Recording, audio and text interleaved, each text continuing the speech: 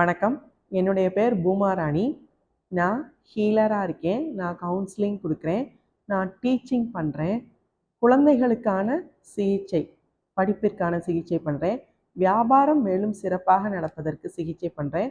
ஒரு நபர் ஏதாவது நோயோடு இருந்தாங்கன்னா அந்த நோய் சரியாவதற்கு சிகிச்சை குணமளிக்கக்கூடிய சிகிச்சையாளராக இருக்கேன்.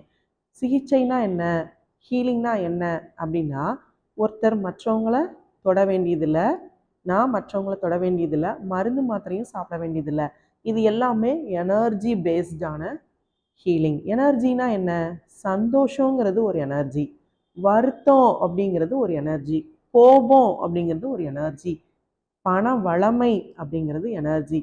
அப்போ இது முழுக்க முழுக்க தேவதைகளும் கடவுளும் நமக்கான செய்தி என்ன சொல்றாங்க அப்படிங்கிறதுக்கான முன்னுரை தான் இந்த விளக்கங்கள். இதை நான் சொல்கிற ஒவ்வொருத்தரும் நம்பிக்கையோட 3 அப்படின்னு டைப் பண்ணிவிட்டு இதை நீங்கள் ஃபாலோ பண்ணீங்க அப்படின்னா உங்களுக்கு நற்குணங்களும் மேம்படும், நல்ல விஷயங்கள் நீங்கள் நிறையா கற்றுப்பீங்க. நீங்கள் இதில் பார்த்தீங்கன்னா மற்ற வீடியோஸ் மாதிரி மிக சாதாரணமாக இருக்காது. இது பார்த்தீங்கன்னா முழுக்க முழுக்க எனர்ஜி பற்றின வீடியோ. மேலும் இதில் பல சுவாரஸ்யமான தகவல்கள் உங்களுக்காக காத்துட்ருக்குது.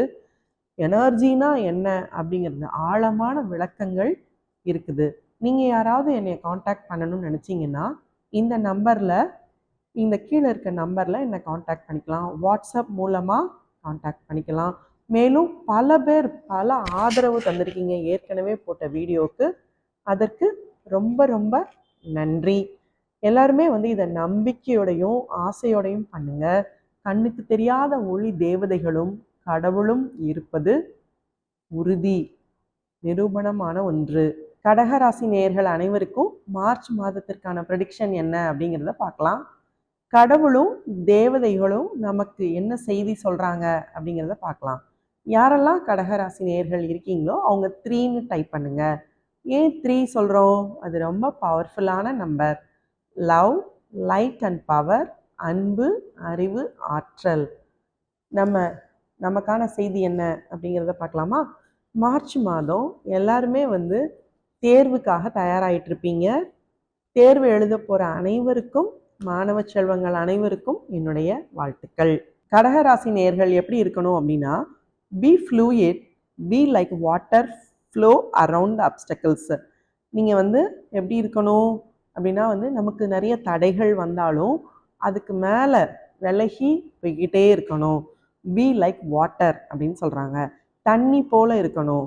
இப்போ ஒரு அருவி இருக்குது, ஒரு நிறைய தண்ணிலாம் போயிட்டுருக்குது, அந்த இடத்துல நிறைய பாறைகள்லாம் இருக்குது அப்படின்னா தண்ணி என்ன செய்யும்? இந்த பக்கம்லேருந்து இந்த பக்கம் இப்படி வளைஞ்சு இப்படி போய்கிட்டே இருக்கும் இல்லையா? ஒரு பாதை தான் அப்படிங்கிறது இல்லை, வேறு நிறைய பாதைகள் இருக்குது. அப்போ நீங்கள் உங்களுடைய தடைகளை நீங்கள் தாண்டும் போது நீங்கள் ஜெயிக்க முடியும். இங்கே ஒரு பெரிய தடைகள் வச்சுருக்கோம் அப்படின்னா அது யார் வச்சுருக்கா? அது நம்ம தான் வச்சுருக்கோம். நம்ம எப்படி ஜெயிக்க முடியும், என்ன பண்ண முடியும்? ஏதாவது ஒரு பிரச்சனைன்னு வந்துட்டாலே அந்த பிரச்சனையை தான் நம்ம என்ன பண்ணுறோம்? பல மடங்கு யோசிக்கிறோம். ஒரு முறை சொல்லாமல் நிறைய முறை சொல்லும் போது என்ன ஆகுது அப்படின்னா அது பெருசாயிடுது. எனர்ஜி, இது முழுக்க முழுக்க எனர்ஜி பற்றி தான் நம்ம பேசுகிறோம்.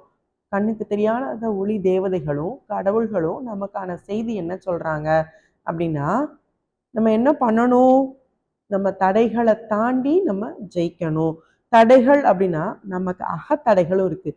நமக்குள்ளேயே ஒரு தடை வச்சுருப்போம், டவுட்டு, முக்கியமாக சந்தேகம். நம்ம இதிலலாம் ஜெயிக்க முடியுமா, நம்ம இதிலலாம் வர முடியுமா அப்படின்னு சொல்லிட்டு யாராவது ஒருத்தர் சொல்லணும் நமக்கு, நீ இதில் ஜெயிச்சிருவப்பா, நீ சூப்பராக வந்துருவப்பா அப்படின்னு சொல்லும்போது நம்ம அதை என்ன செஞ்சுருவோம்? அதை தாண்டிடுவோம். அப்போ அந்த மாதிரி நபர்கள் நம்ம கூட இருக்காங்களா அப்படிங்கிறத நீங்கள் வாட்ச் பண்ணி பாருங்க. உங்களை என்கரேஜ் பண்ணுறாங்களா, உங்க கூட இருக்கிறவங்க உங்ககிட்ட சந்தோஷமாக பேசுகிறாங்களா, உண்மையிலேயே உங்கள் நண்பர் தானா, எல்லாமே நீங்கள் பாருங்க. உங்கள் தடைகளை நீங்கள் ஜெயிக்கிறதுக்கு உங்களோட தன்னம்பிக்கையும் உங்கள் கூட இருக்கிறவங்களுடைய ப்ரெசன்ஸ் அது ரொம்ப முக்கியம். அப்போ அவங்க என்ன மாதிரி உங்களை பூஸ்டப் பண்ணுறாங்க? நம்ம ஸ்டூடெண்ட்ஸு ஸ்கூலில் படிக்கும்போதும் சரி, காலேஜில் படிக்கும்போதும் சரி, நம்ம ஃப்ரெண்ட்ஸ் சொல்லும் போது தான் என்ன ஆகும்? ரொம்ப எந்தூசியாசமாகும். நமக்குள்ளே இருக்கக்கூடிய திறமை நமக்கே தெரியாது. யாராவது ஒருத்தர் பக்கத்தில் இருக்கிறவங்க கூட, ஏய் நீ சூப்பராக டான்ஸ் ஆடுறப்பா, ஏய் நீ சூப்பராக பாட்டு பாடுறப்பா அப்படின்லாம் சொல்லும் போது என்ன ஆயிடுவோம்? நமக்குள்ளே இருக்கக்கூடிய அகத்தடைகள் பிரேக் ஆகி நம்ம அடுத்த கட்ட பரிணாம வளர்ச்சிக்கு வருவோம். அப்ப இது ஒவ்வொரு ஜாபுக்கும் பொருந்தும். அப்ப வியாபாரம், நீ சூப்பரா பண்றப்பா, நீ நல்லா உழைக்கிற, உனக்கு என்னப்பா அப்படின்னா நமக்கு அது டானிக் மாதிரி இருக்கும். அப்ப நம்ம என்ன செய்யலாம், அந்த தடைகள் எல்லாத்தையுமே மீறி நம்மளால ஜெயிக்க முடியும்.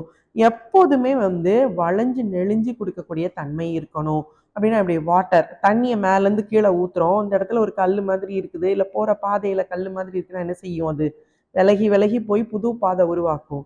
அதே போல நம்மளுடைய பிரெயின், நம்மளுடைய மூளை செயல்திறன்லையும் ஒரு பேட்டர்ன் மாதிரி வச்சிருப்போம்.